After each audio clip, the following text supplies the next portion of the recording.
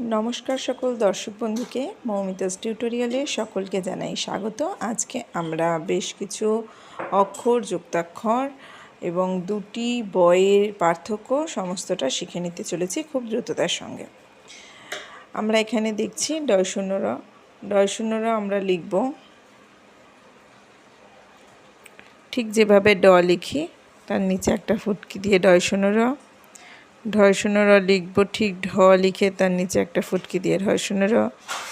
অন্তস্থ লিখব এভাবে, খন্দত্ব হবে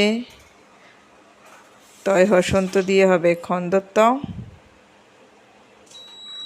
অনুস্বার হবে মাথার উপর, বিসর্গ সাইডে দুটো ডট এবং চন্দ্রবিন্দু যেমন হয় তেমনই।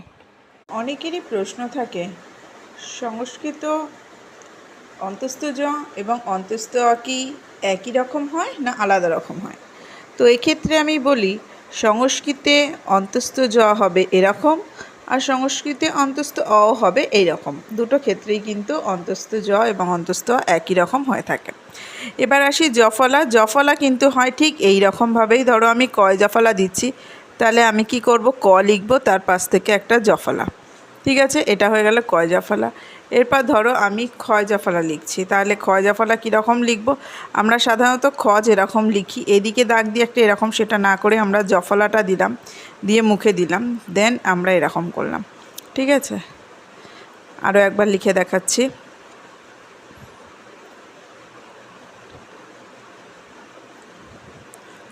এটা হলো ক্ষয় জফলা।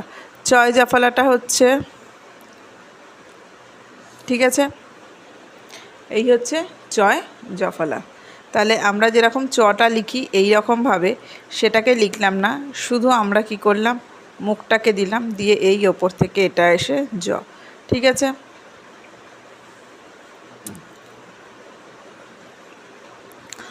আচ্ছা এরপর আমি রফলা দেখাবো।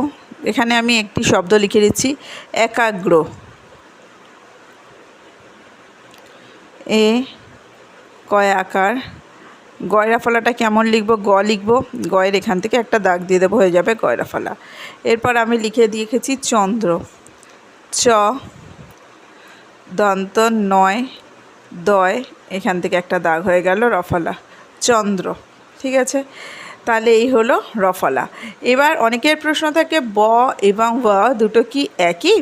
তো এক্ষেত্রে বলবো এই যে বয়ের পেট কাটা থাকে এটা হচ্ছে সম্পূর্ণভাবে ব ধ্বনি, যেরকম বালক, বল ইত্যাদি, কিন্তু ব এটা বাংলায় ভ ও বয়ের একটা মাঝামাঝি ধ্বনি আসে, যেরকম